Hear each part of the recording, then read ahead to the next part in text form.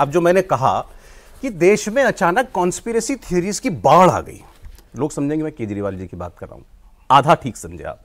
केजरीवाल जी ये बोल रहे हैं कि अलग अलग बातें उन्होंने कही कि मैंने बहुत सारे लोगों से बात की, कल रात में बात कर ली वैसे उन्होंने सारी। उन्होंने कहा मैं कल रात को आया, मुझे 20 घंटे हुए जेल से बाहर आए हुए, मैं रात भर लोगों से बात करता रहा, विश्लेषकों से, एक्सपर्ट्स से, सेफोलॉजिस्ट से, और उसके बाद मैं इस नतीजे में पहुंचा हूं भाजपा 220 से 230, इससे ज्यादा नहीं आ रही भाजपा की सीटें। एक बात।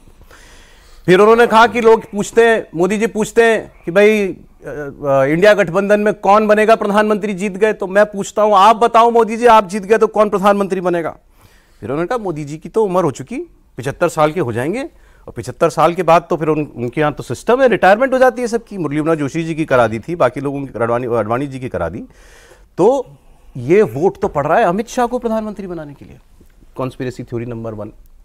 फिर उन्होंने दूसरी बात कही, फिर उन्होंने कहा कि साहब योगी आदित्यनाथ अगर भाजपा की सरकार बन गई, 2 महीने के मुख्यमंत्री हैं, 2 महीने में योगी आदित्यनाथ को हटा दिया जाएगा। Conspiracy theory number 2। इससे पहले रिजर्वेशन की बात जो आई थी कि मोदी रिजर्वेशन हटा देगा, आया तो दोबारा तीसरी बार सत्ता में। Conspiracy theory number 3। अच्छा, ये बातें ऐसी नहीं कि आज केजरीवाल जी ने कह दी, चलती हैं, चल रही हैं, ये सोशल मीडिया में खूब चल रही हैं। आप केजरीवाल जी तो कल रात बाहर आए ना, इससे पहले आप उठा करके देख लीजिए, योगी आदित्यनाथ को अब हटा देंगे मोदी, तब हटा देंगे मोदी, इन सब को लेकर बातचीत होती रही। तो आज ये सारी थ्योरीज जो हैं, इन थ्योरी का पटाक्षेप आज हम आपके सामने कर देते हैं, इनका क्लाइमैक्स का एंटी क्लाइमैक्स आपके सामने कर देते हैं। पहले दीपक सर, केजरीवाल जी के 20 घंटे कैसे लगे आपको? बहुत अच्छा लगे, बहुत इंटरेस्टिंग। केजरीवाल जी को मैं सुनता हूँ ना तो मुझे अंदर से बहुत गुदगुदी भी होती है। ये सही शब्द है। वो ऐसी बातों को बढ़ा चढ़ा के पेश करते हैं, ऐसा बढ़ा चढ़ा के पेश करते हैं। और ये जो कॉन्स्पिरेसी है ना, ये तो सोशल मीडिया पे मोदी जी जब प्रधानमंत्री नहीं बने थे, गुजरात के मुख्यमंत्री थे, तब से कॉन्स्पिरेसी थ्योरी चल रही है कि भाई मोदी जी यहाँ जाएंगे, वहां चले जाएंगे, फिर देखो तानाशाही आ जाएगी। हर चुनाव में 2014 के चुनाव के पहले भी संविधान खतरे में था, तानाशाही आने वाली थी। 2019 के पहले भी संविधान खतरे में था, तानाशाही आने वाली थी, और 2024 के पहले भी। तो यही सब कॉन्फ्रेंसी। और ये जो अरविंद केजरीवाल ने 20 घंटे मेहनत की है, सोशल मीडिया पढ़ लेते थोड़े, 20 मिनट में उनको यही समझ आता कि यही चलता वही क्या होगा उन्होंने रात को 3 बजे उनके फोन कौन उठा सोशल मीडिया ही पड़ा होगा।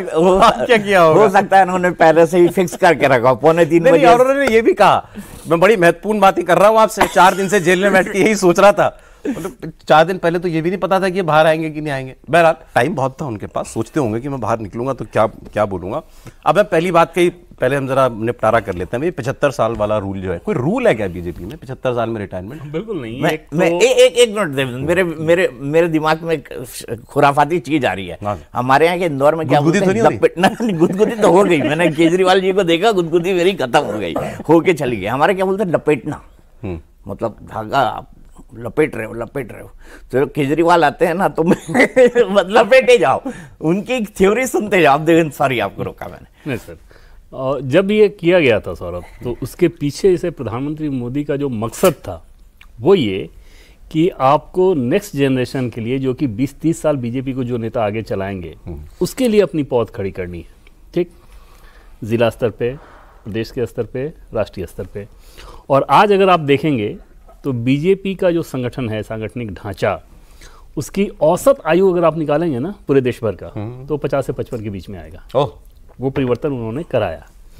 दूसरा संदर्भ जो था कि जैसे लालकृष्ण आडवाणी, मुरली मनोहर जोशी, इन लोगों को मार्गदर्शक मंडल में भेजा जाना, उसके पीछे बड़ा मैसेज ये नहीं था कि इन इंडिविजुअल नेताओं के साथ कुछ किया जा रहा है, उसमें पार्टी संगठन में ही ये मैसेज था कि अब आपको आगे सोचना है। क्योंकि उस समय की जो बीजेपी थी वो एक कोटरी पे चलती थी, और वो हर नेताओं की कोटरी होती थी।